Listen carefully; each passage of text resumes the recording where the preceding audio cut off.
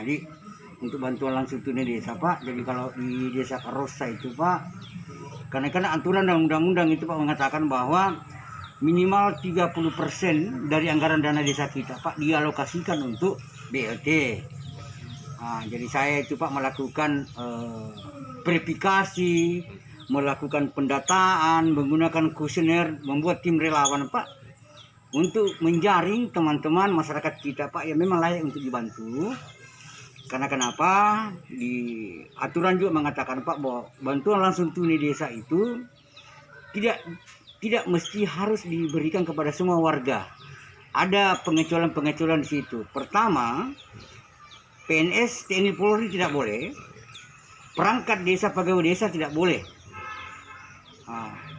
Kontra tidak bisa masuk dalam BLT desa. Kemudian masyarakat saya yang sudah mendapatkan BST, BPNT, PKH juga tidak boleh lagi Pak, tidak boleh lagi dapat BLT.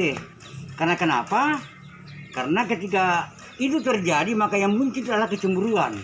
Ya, muncul kecemburuan. Makanya teman-teman relawan saya itu Pak memang membuat sedemikian rupa format sehingga sampai hari ini Pak belum ada yang kami dapatkan ada masyarakat saya yang double-double dapat bantuan.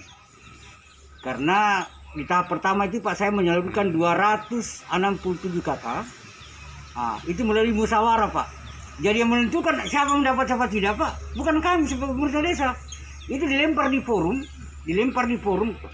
dari 5.400 ya dari 1.381 kepala keluarga yang terjaring waktu itu Pak 461 kakak. Jadi dalam 461 kakak ini Pak, inilah yang dirundingkan untuk mendapatkan 267 kakak di tahap pertama. Jadi memang Pak alot. Karena apa saya katakan Pak, dalam hal menentukan masyarakat pendapat bantuan Pak, hilangkan dulu itu Pak persoalan hubungan emosional. Jangan karena ada hubungan persoalan kedekatan tertentu biar yang tidak pantas kita untuk dapatkan Pak, cari dulu yang lebih pantas. Karena kenapa? Namanya bantuan ini Pak selalu muncul ada riak-riak yang muncul di masyarakat.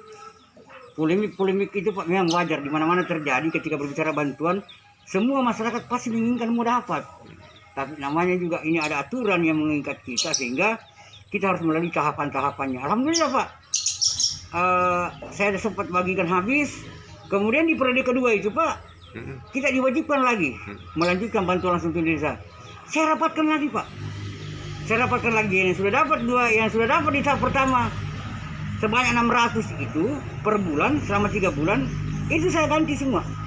Berdasarkan rapat Pak dia terganti. Kami masukkan lagi yang tersisa dari 400 ini.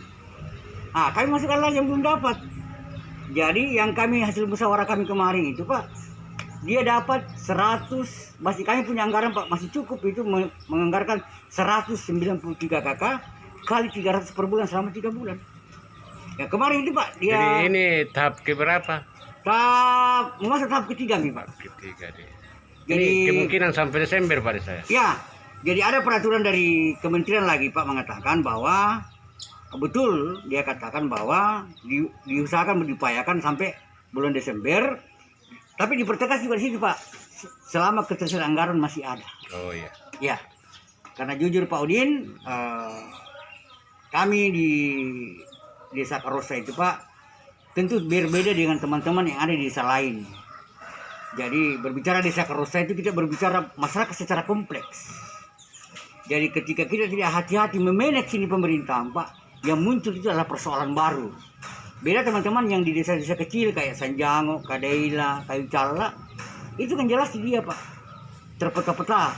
Kalau desa Karosa Pak itu adalah sebuah desa induk yang memang kompleks dia. Di sini Kak kita semua berkumpul, teman-teman dari berbagai kalangan, agama, suku, sehingga memang dibutuhkan Pak, bagaimana kita memberikan pelayanan Pak yang betul-betul tidak memihak, baik kebijakan pelayanan di kantor maupun di bidang kebijakan apalagi yang berbicara bantuan itu sangat rawan sekali. Ini dari tahap pertama dengan tahap ketiga ini itu minimal per kakaknya itu Pak Desa berapa? Di tahap pertama itu Pak itu 600 per bulan. sampai bulan Ya. tahap kedua. Ya, tahap kedua itu Pak 300 per bulan. Sudah 300. Sampai tahap ketiga tetap 300 Pak. Tetap 300. Kenapa itu Pak? Karena memang kami kasih 600 dan 300 Pak. Bukan kami yang mau. Memang petunjuk dari sana. Kalau saya itu Pak insya Allah dan mungkin sama juga teman-teman di desa lain Pak.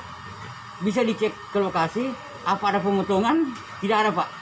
Untuk uangnya difoto, dia buka, saya sudah kasih sama penerima, tolong dihitung Pak. Jangan sampai ada staf saya namanya kalau tidak simpang uang kadang kalau lebih Pak jam ribu mungkin tidak perlu kita permasalahkan kalau lebih, tapi kalau kurang tolong dihitung memang karena jangan sampai kita keluar ternyata salah simpang, salah kata anak-anak gue bilang nah foto lagi Pak Desa padahal saya sudah suruh memang hitung. Jadi aman Pak kalau masalah dana kami Pak insya Allah.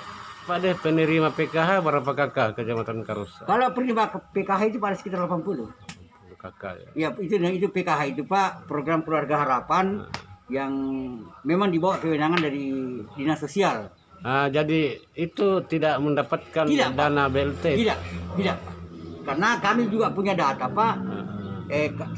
Masyarakat kami yang penerima PKH, masyarakat kami penerima PKH. Ataupun kalau memang ditemukan Pak, kami pasti akan ambil kembali uangnya. Dialihkan Pak ya. Tapi masyarakat saya Pak juga memang agak sudah mulai saya juga sangat apresiasi. Namanya kita manusia Pak, teman-teman di anak-anak di kantor juga itu manusia biasa. Kadang sempat kemarin ada yang double, tapi mereka ikhlas Pak, datang kembalikan. Pak, saya sudah menerima, kasih yang lain. Ada berapa kakak itu Pak?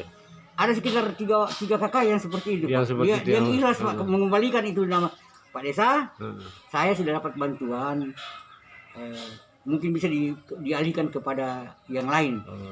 Saya Pak, kalau begini semua warga memang sadar diri ya. Iya, karena dana COVID itu kan tertentu orangnya. Tapi kalau kita bangun jembatan, bangun jalan, bisa dinikmati orang banyak. Iya, jadi salah satunya cara bagaimana ini kita bisa memaksimalkan anggaran di tahun 2021. Mari kita sama-sama Pak, sama-sama meretas penyebarannya ini. Terakhir Pak deh, harapan terhadap pemerintah daerah dan pusat ini. Ya, harapan kami kepada pemerintah daerah dan pusat, terlebihnya Pak, saya ucapkan banyak terima kasih. Kurun waktu 3 tahun saya menjadi kepala desa, bantuan dan perhatian pemerintah daerah maupun pusat yang sangat kami apresiasi luar biasa. Saya atas nama kepala desa Karosa mengucapkan banyak terima kasih kepada pemerintah daerah Kabupaten Mamuju Tengah, pemerintah provinsi, pemerintah pusat, apalagi Kementerian Desa, Kementerian Keuangan yang sudah memberikan apresiasi, memberikan bantuan dan dukungan kepada kami. Harapan kami ke depan Pak selaku pemerintah desa, barangkali ke depan Pak di tahun 2021, kalau bisa, ini harapan kami khususnya dana desa Pak, tolong jangan terlalu banyak kami dituntut untuk mengalokasikan ke bantuan penanganan COVID. Karena kenapa? Masih banyak Pak akses yang masih perlu yang kami bangun di desa kami, sehingga bukan berarti kami tidak mau, tapi paling tidak cukuplah yang di 2020 ini hampir sebagian anggaran kami terkuras sehingga banyak desa yang tidak bisa melakukan apa-apa. Tapi kalau untuk di 2021 mudah-mudahan pemerintah pusat bisa mendengarkan apa menjadi harapan kami Pak, para kepala desa yang ada jauh dari ibu kota, yang ada di pelosok desa di desa Karosa. Mudah-mudahan anggaran untuk penanganan COVID Pak tidak terlalu besar untuk diwajibkan kepada desa untuk dialokasikan. Karena masih banyak kepentingan masyarakat yang lain. Iya, karena masih banyak kepentingan masyarakat yang masih kami ingin laksanakan. Oke.